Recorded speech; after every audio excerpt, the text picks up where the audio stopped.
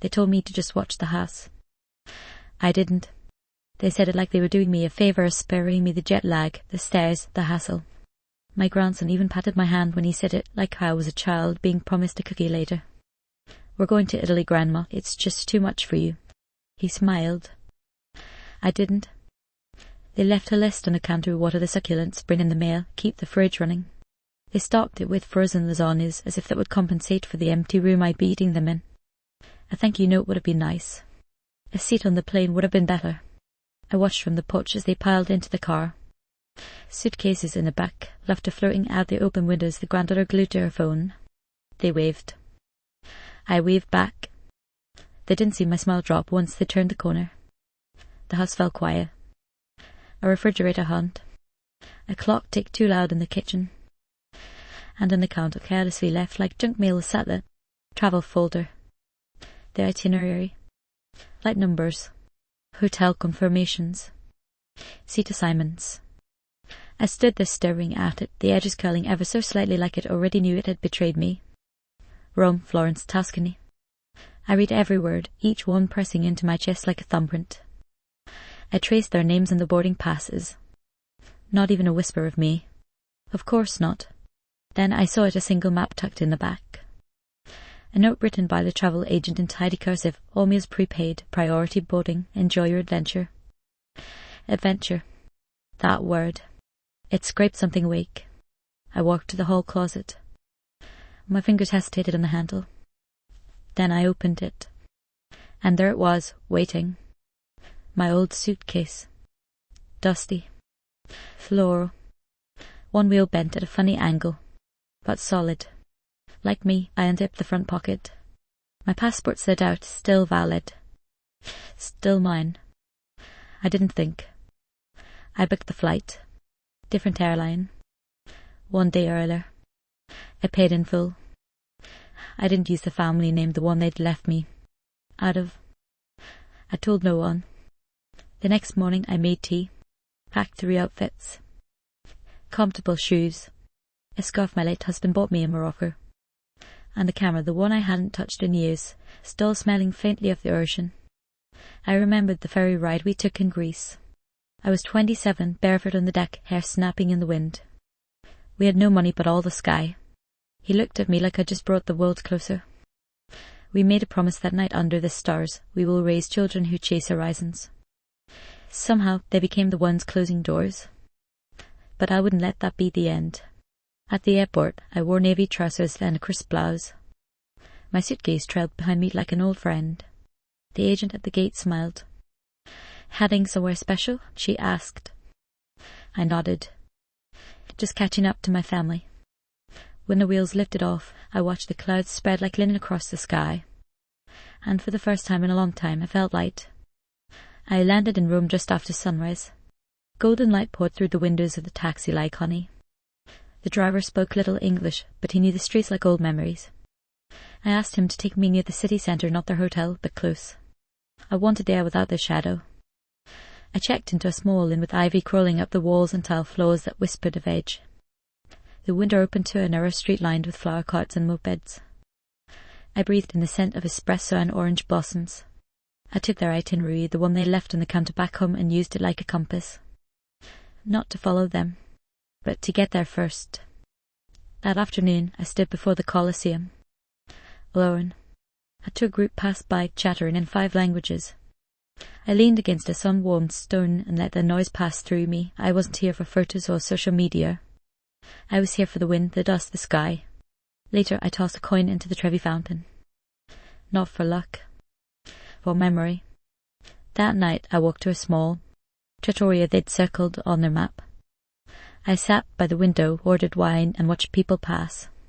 And then, just before dessert, I saw them. My family.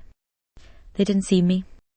They sat at the cafe across the square, my granddaughter scrolling her phone, my daughter sighing about sore feet.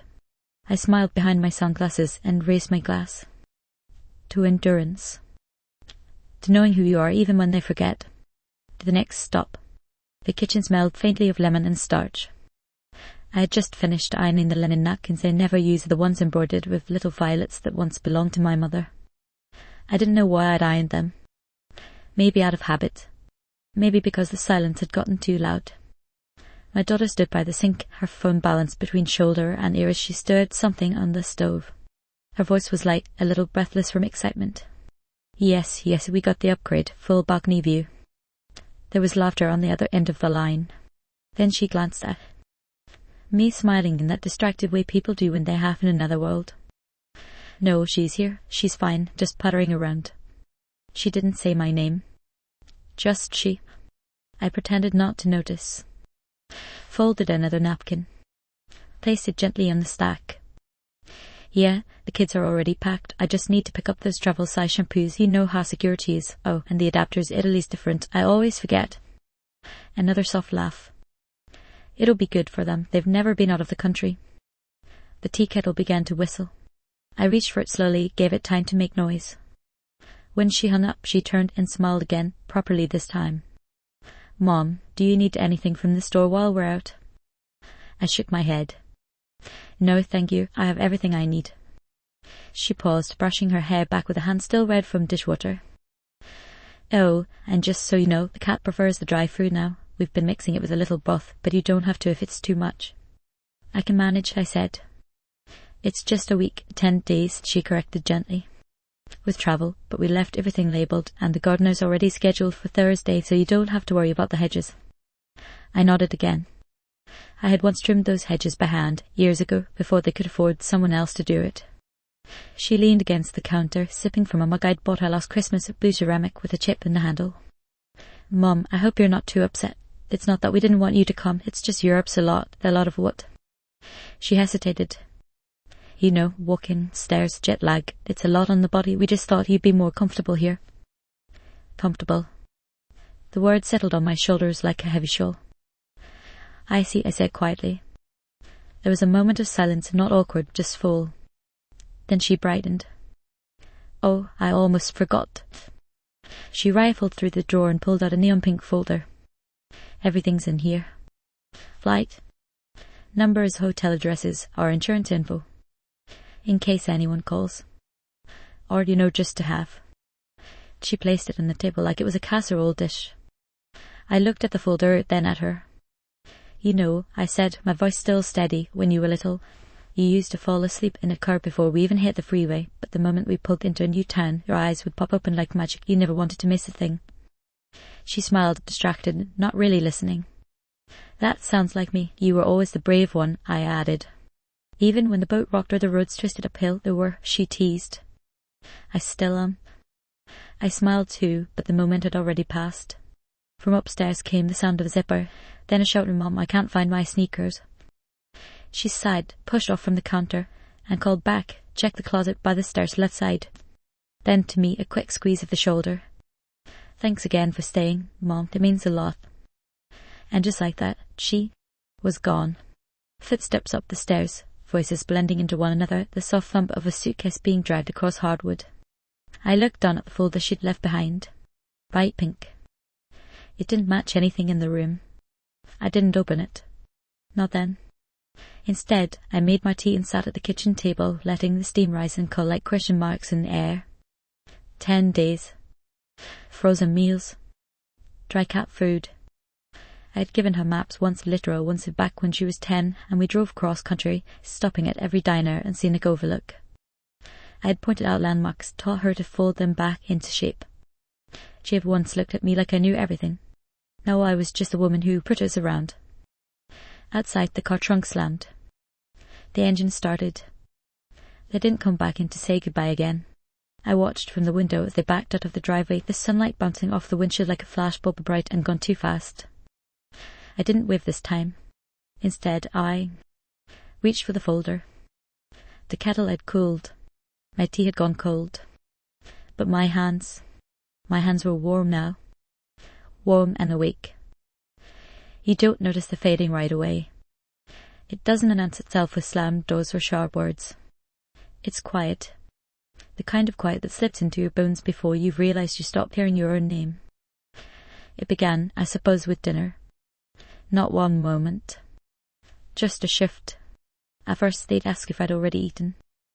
Then it became a given. The table would be set 3 plates, not 4. A salad tossed without enough for one more. Chicken cut in thirds. Not quarters. I never said anything. Just waited until they were done, then warmed something for myself in the microwave. I told myself it was easier that way, fewer dishes, less fuss. But it wasn't about the food. It was about the chair that was no longer pulled out. The silence where my voice used to be. The routines changed too. I stopped using the main bathroom. Too much clutter from the grandkids. Ties and toothpaste in the sink, wet towels on the floor. I retreated to the half bath down the hall, smaller, colder, but mine. That became a pattern. Less shared space. Less presence. I started waking up earlier. Not because I had anywhere to go, but because the mornings were the only time the house felt like it remembered me.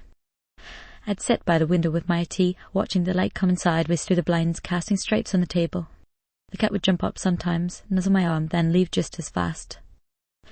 There were days when no one spoke to me until noon. Not in cruelty, just in business. Wet calls. School runs. Errands. I'd hear them moving through the house like background music in a store you didn't choose but learned to hum along with. Once I offered to drive my granddaughter to her art class. Just something simple. She looked up from her phone and blinked. That's okay, Grandma, Mom's got it. That was all. Not mean. Not unkind. Just unnecessary. I nodded. Went back to folding dish towels, each crease like a quiet apology. Even the small things, the ones I thought no one noticed, started to vanish. The lemon bars I made each Sunday, left untouched on the counter.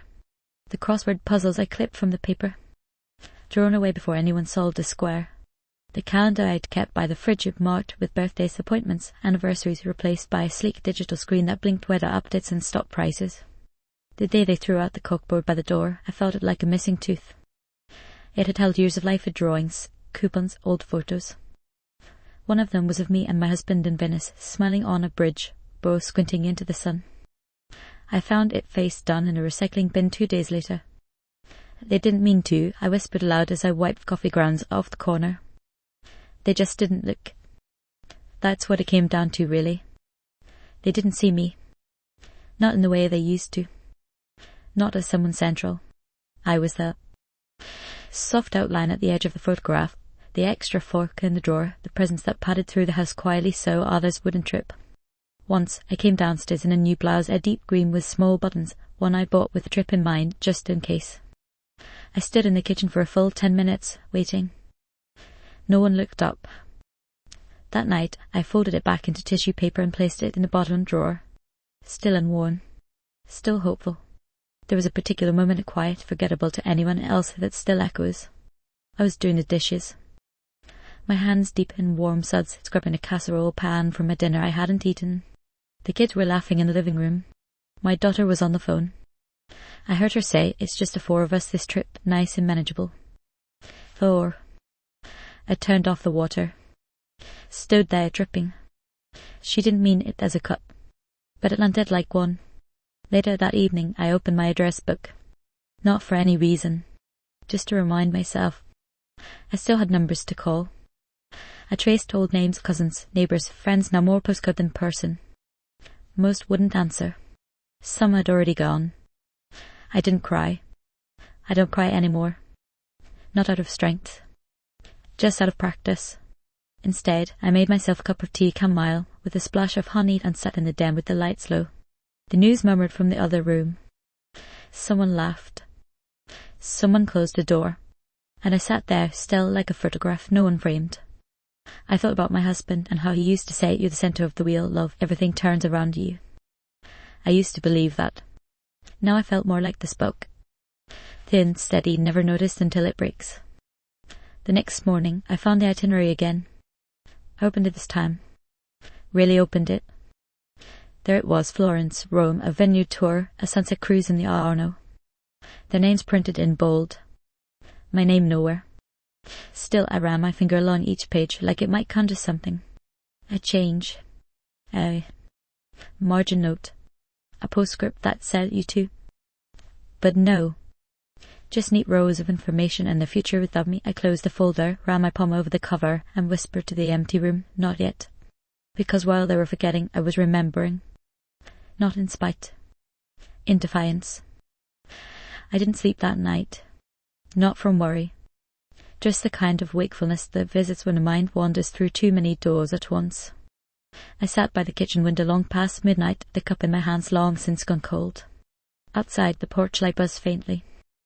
A moth tapped against the screen like it wanted in. Somewhere upstairs, a faucet dripped. I stared at the pink folder again, the one that had become both map and wound, and thought back to the first time I held a passport. Real leather. Deep navy. My name crisp on the inside, just beneath the gold-stamped eagle. It had been a gift. Not for an anniversary. Not for our birthday. Just a Tuesday in May when my husband came home with a grin that reached all the way to his ears and said, "We're going where? To Greece, 3 weeks, ferry tickets, train stops. We'll see the sunset over Santorini if I plan it right." I laughed back then. Thought he was joking. But he wasn't. We hadn't taken a trip like that before. Money had always gone to the practical: mortgage, diapers, school books. We'd travelled in small ways: picnics, county fairs, weekends by the lake. But this was different. This was a leap. And he was already holding my hand. I remember the ferry, white and blue, sun-splashed and humming with the scent of diesel and salt. I wore a linen dress that day, one I'd sewn myself, and he'd packed us fruit and crackers in a canvas bag we still keep in the attic. We stood at the edge of the boat, wind catching my hair, his arm around my waist. "You see that?" he said, pointing at the distant cliffs. "That's where they say the gods argued about love. Did they win?" I asked. He grinned. "It depends on the story." I remember how alive I felt, not young, not foolish, but present. Seen. The kind of scene that fills you up from the inside. Like your name means something in the room, like your laughter matters. At one of the stops, we bought a silver ring from a man who claimed it had been cast from volcanic sand. I wore it for 20 years before it cracked. Still keep it in my jewellery box. Proof of a time I didn't have to prove I belonged. That trip changed something in me.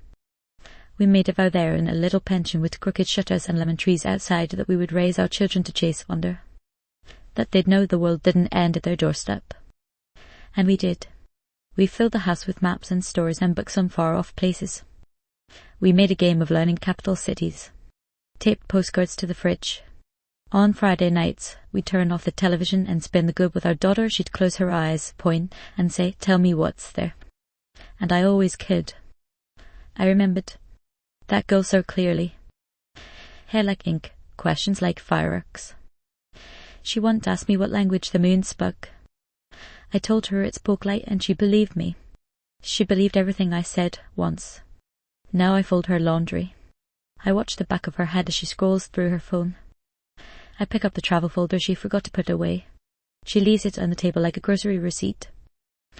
That flash of love of being the centre of something, of being the one who opened the map, it's gone now. Replaced by silence, by labels on frozen casseroles, by "we didn't think you'd want to come." But I did want to. I still do. I miss being the one they turn to for directions, and not just the road kind, but the "how do we handle this" ones. I used to know where everything in the house was, the extra batteries, the shoelaces, the scissors with the blue handle. Now they ask Alexa. Back then I was the compass. Now I'm the furniture. But that memory standing on that boat, hair in my face, his hand, steady at my back, reminded me I hadn't always been waiting. Once I was already there. 3 days before their flight, I baked a lemon loaf.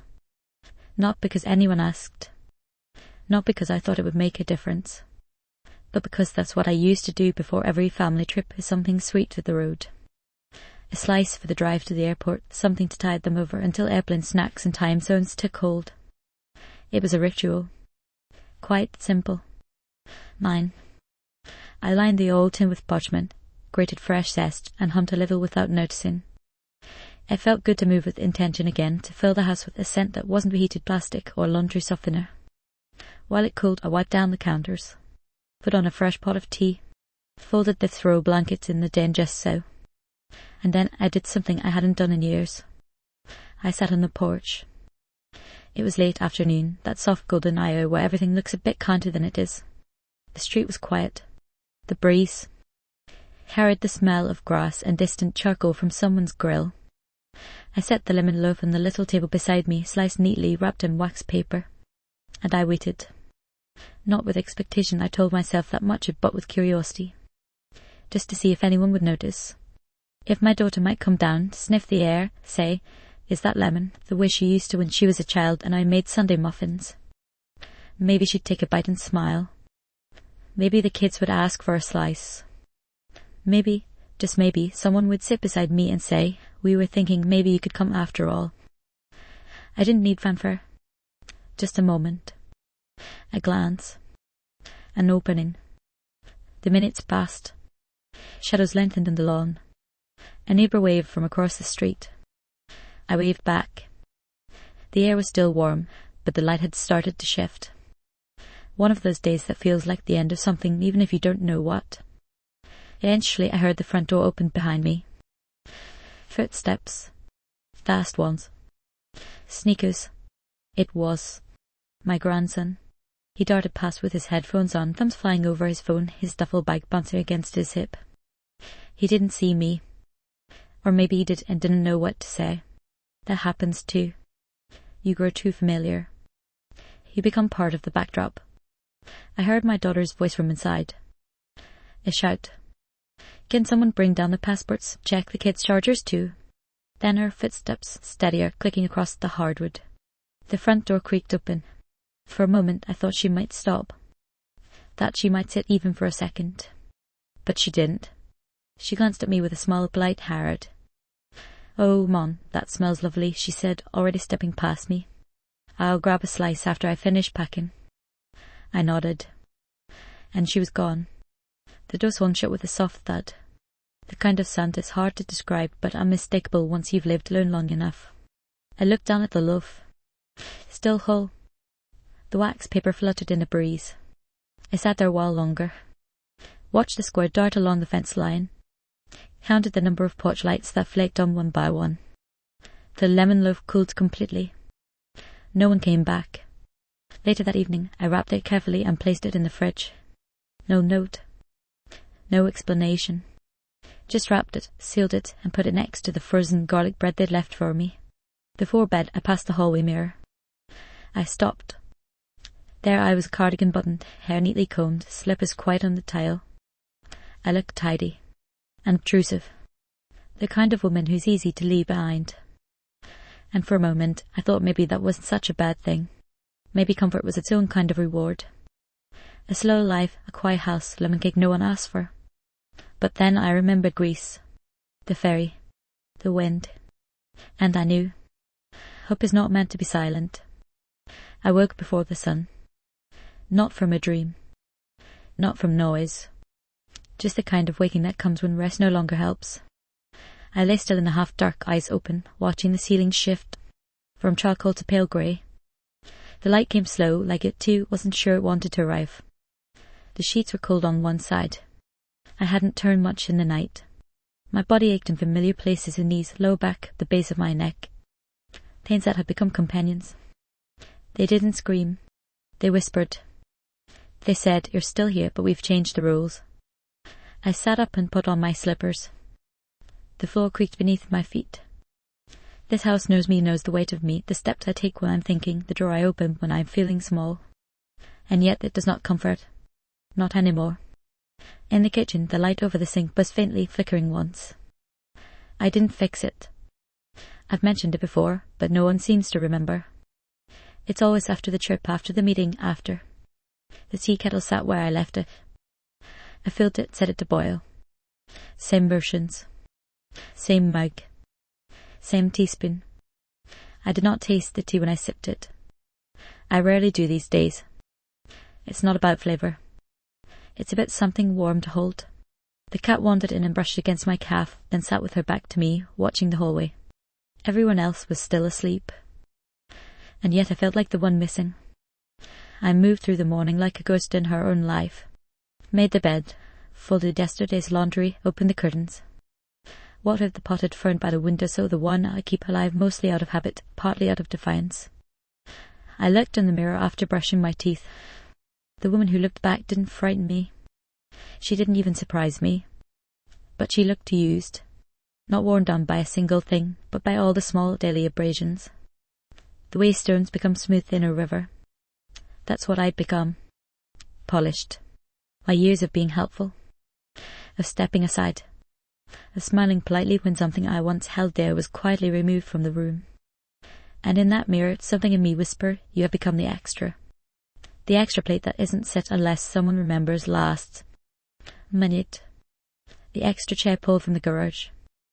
The extra hand at Christmas wrapping presents behind the scenes.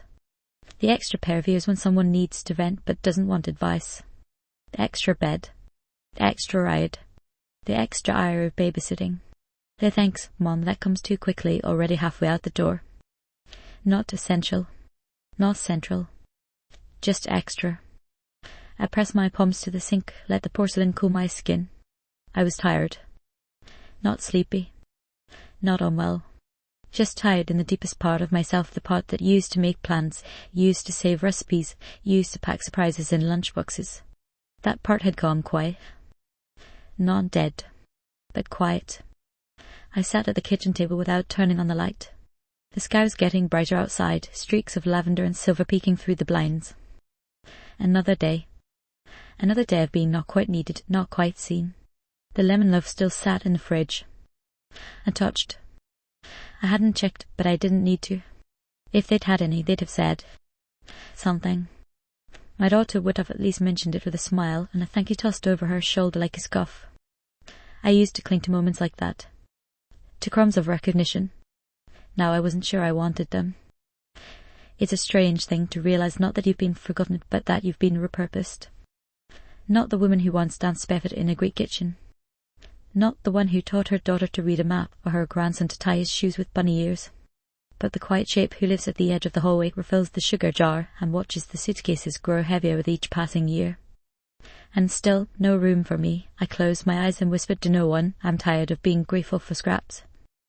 There was no bitterness in it. Just fact.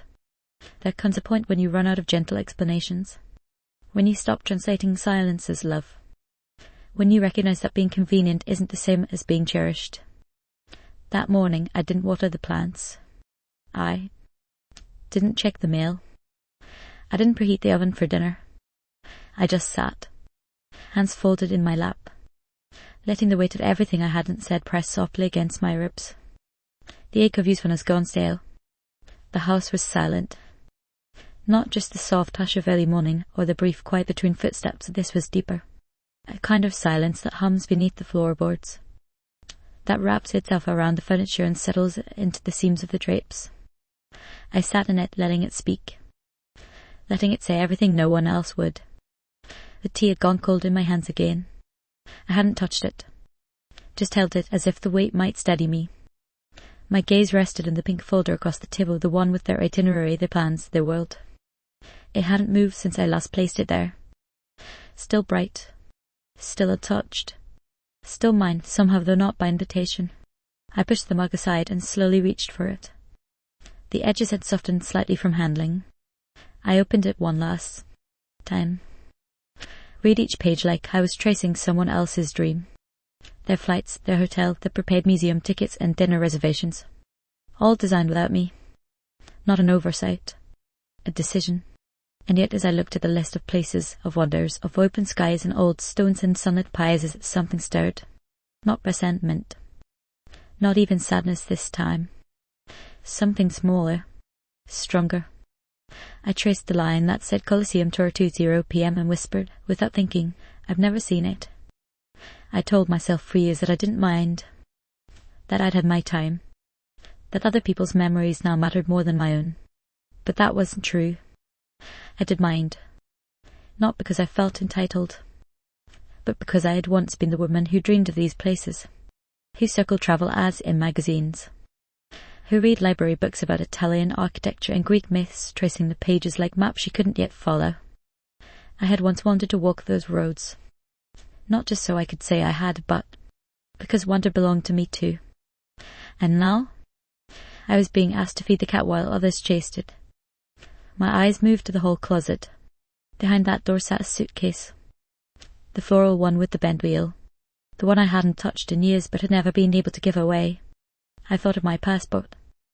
Still valid. I thought of the camera, still loaded with old film, unused, waiting. I thought of my husband's Panama hat folded gently in the drawer and the way he used to say, "Love, we weren't made to stay still." The silence around me pressed in, but I no longer felt folded inside it. I sat straighter. I don't know when the decision truly landed. Maybe it had been waiting. Maybe all it needed was stillness to step forward. But there, in the hush of house I'd kept for others, I heard it clearly. I won't stay behind any more. Not just for this trip. Not just for Rome. But for myself. Because being quiet is not the same as being content. Because being helpful is not the same as being loved. Because watching the world through someone else's window is not the same as living in it.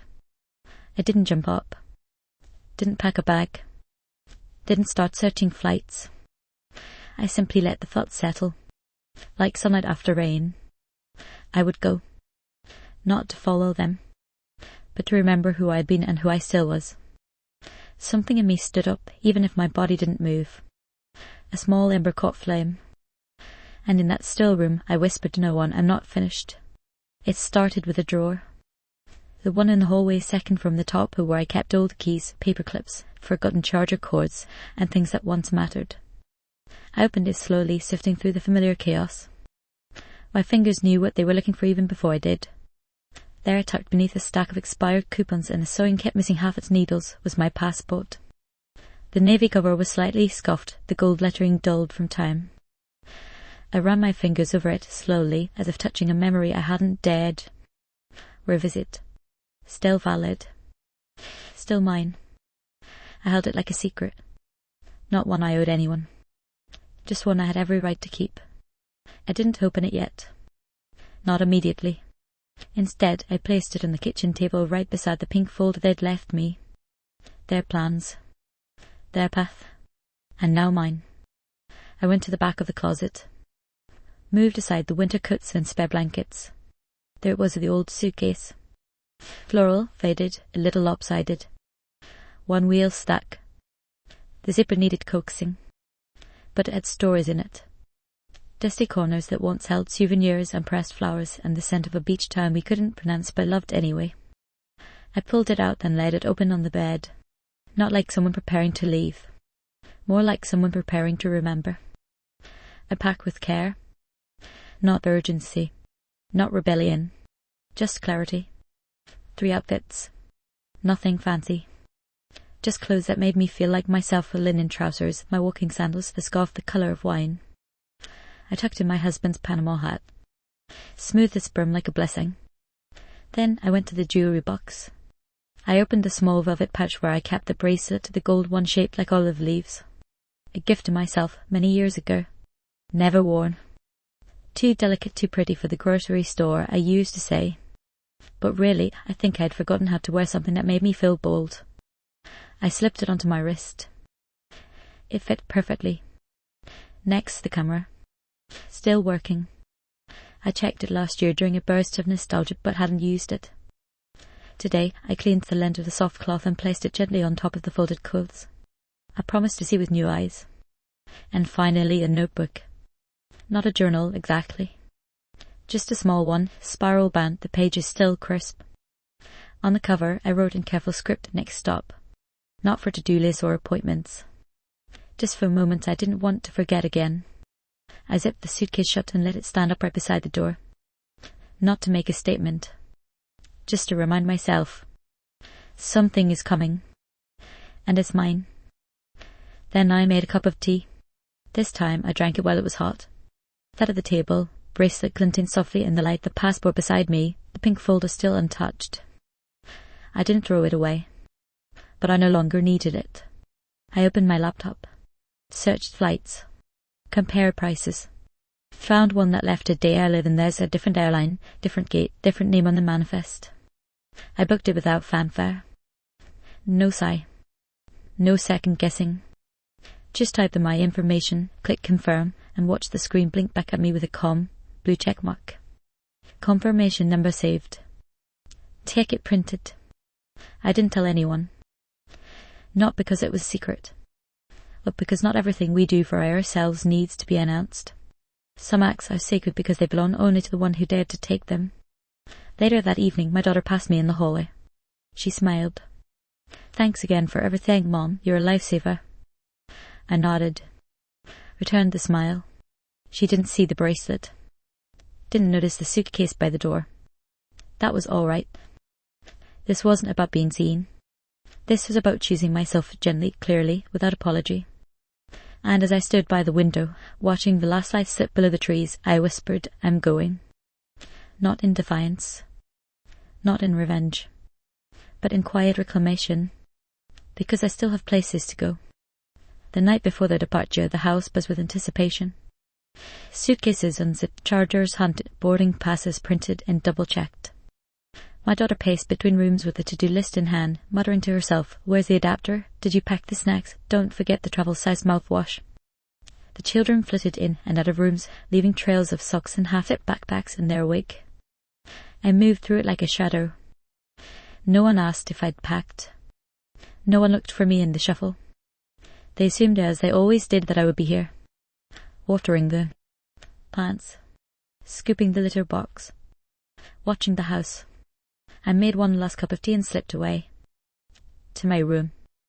My haven. My beginning. The suitcase was already packed. The boarding pass tucked into my notebook. The camera nestled between my scarf and sandals. The olive leaf bracelet on my wrist, warm from the day's wear. I stood for a long while at the edge of the bed, listening. Their laughter floated down the hallway. Not cruel. Not dismissive. Just full of a world I no longer lived in. And that was all right. I wasn't angry. I was done waiting. Done hoping for space that would never be offered. I reached for a pen. At a piece of cream-coloured stationery I had saved from years ago, the kind with a faint border of pressed flowers and the weight of real paper. Not printer stock. Not digital. Something you could feel between your fingers. I wrote just a few words. Not a goodbye. Not a plea. Just this: room was lovely, so was my freedom. I placed the note gently on the nightstand. Then I walked to the kitchen. They had left the small magnet in the fridge, a cartoon house with googly eyes and a cheesy phrase, "Home it is where your people are." I looked at it for a long time. Then I slipped the postcard underneath. The one I'd bought weeks ago at the bookstore downtown. A vintage image of the Colosseum, bathed in twilight. On the back, in careful handwriting, I'd written, "Greetings from the stairs he said I couldn't climb." No return address. Just a stamp. I fixed it to the fridge with the magnet and stepped back. It looked right there. Honest. Whole. I didn't need them to see it today. Or even this week. But one morning they would. They'd open the fridge for orange juice or yogurt, and there it would be, a truth they'd never expected and couldn't be right. I left the light on over the stove. Not for safety. For symbolism. Let them wonder. Let them question. Let them feel, if only for a moment, the absence of the woman they'd so often expected to remain. As I stepped out into the cool night, my suitcase humming quietly behind me, I paused in the porch. The moon was full. The street quiet. I took a deep breath, steady and slow. Then I turned the key in the lock behind me, not to seal myself in, but to close one chapter cleanly. No bang. No fuss. Just the final sound of a door that would no longer be waited behind. Rome greeted me like an old friend. Not with fanfare, but with golden lights spilling across cobblestones, the scent of espresso curling from tiny cafes, and the hush of early morning footfalls as the city stirred to life. I stepped from the cab with my suitcase trailing behind me, one wheel still stubborn, the floral fabric catching curious glances. I didn't mind. It made me smile. The inn was small, ivy climbing the facade, shutters cracked open just enough to catch the breeze. My room overlooked a narrow alley where laundry swayed above mopeds and a woman swept her doorstep with unhurried pride. No one here knew my name. And for the first time in a long while, that didn't feel like erasure. It felt like beginning. I unpacked slowly, placing my scarf over the chair, setting the camera on the desk. The bracelet caught the morning light, casting tiny reflections onto the wall. I didn't rush. The city would wait. Later, I stood at the edge of the Colosseum, not behind a tour guide or tucked within a group, but alone, leaning gently against the stone. I let my fingers rest on the sun-warmed surface, closed my eyes, and breathed. No one told me to hurry. No one asked if I needed help. I was enough. From there, I walked through winding streets, each one unfolding like a memory I hadn't yet lived. I sat at a cafe and ordered espresso the way my husband used to, dark, no sugar. I watched people pass, lovers, artists, tourists pointing at maps, children licking gelato too fast. No one noticed me, but I noticed everything. At the Trevi fountain, I sat quietly. No coin toss. No wish. I'd already made mine, not with superstition, but with choice. I visited their itinerary in reverse. The vineyard outside Florence. The museum they had scheduled. The overlook at sunset. Each stop, I lingered longer than the guidebook advised. Took photos when I wanted to. Sat in stillness when I didn't. One afternoon, I found a tiny Jewish shop tucked between a bakery and a bookstore. The shopkeeper was older, her hands marked by years of work, her smile full of knowing. She helped me try on a silver pendant shaped like a compass rose. For women who choose their way, she said. I bought it. Not as a souvenir, but as proof. On my final morning, I sat in a pause sipping cappuccino. The camera hung around my neck, my notebook open beside me, filled with lines about light and sound and how freedom feels. Across the square, I saw them. My family. My daughter pointing at the menu, the children tugging at her sleeve. My grandson with his earbuds in. My granddaughter snapping photos of her reflection in a shop window. They didn't see me, and I didn't need them to. There was no bitterness. No longing. Just a quiet smile behind my sunglasses. I had arrived first. And more importantly, I had arrived whole. That afternoon, I left a note for the innkeeper. Room was lovely, so was my freedom. At the airport, I walked slowly. No rush. No gate change panic. I knew where I was going. When I reached home, the house was just as I'd left it. Quiet. Predictable. But I was not the same woman who had watched them drive away from the porch days earlier. I taped the postcard to the fridge. Just beneath the magnet that said, home is where your people are. A picture of the Colosseum. Greetings from the stairs he said I couldn't climb. They saw it when they returned. I heard the sharp pause.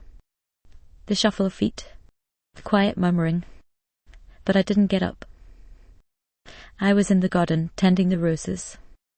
Sun on my back. Hands in the dirt. Camera slung across my chest, bracelet glinting as I reached toward the light. I had my daughter step out onto the porch behind me. She didn't speak right away. I didn't turn. Finally, she said softly, "You went." I nodded. I did. Silence again. Then, barely above a whisper, "Was it beautiful?" I smiled at the rose in my palm. It was mine. Let me know if you'd like a full voice of a ready format or cinematic storyboard